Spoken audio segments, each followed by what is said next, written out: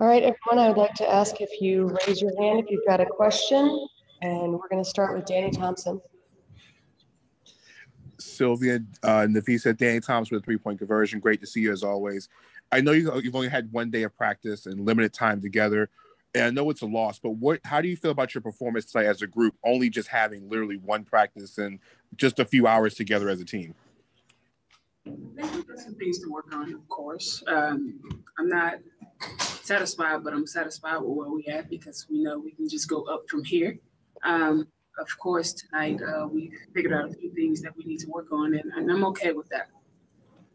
Yep, same. I think, we had 1 day of practice yesterday, and this particular group has never been together before. So, I think it's just going to take some time to build some chemistry, and we'll get some more practice in, and I think we're going to be okay.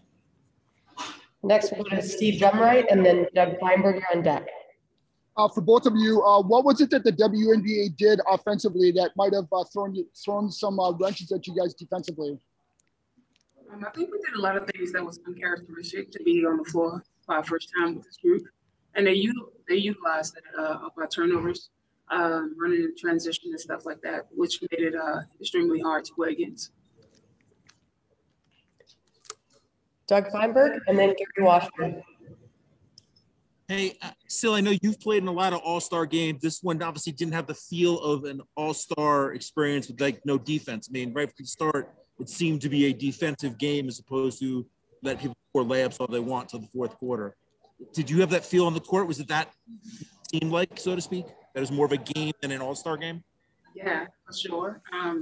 Both teams knew we had to come out and we had to play to the best of our abilities. We knew it wasn't going to be a normal all-star game. Gary Washburn. Sort of a general Olympic question. This year, most of the most elite athletes and teams from the Team USA are women. And it just seems like obviously women's sports and the growth and the coverage is going through the roof.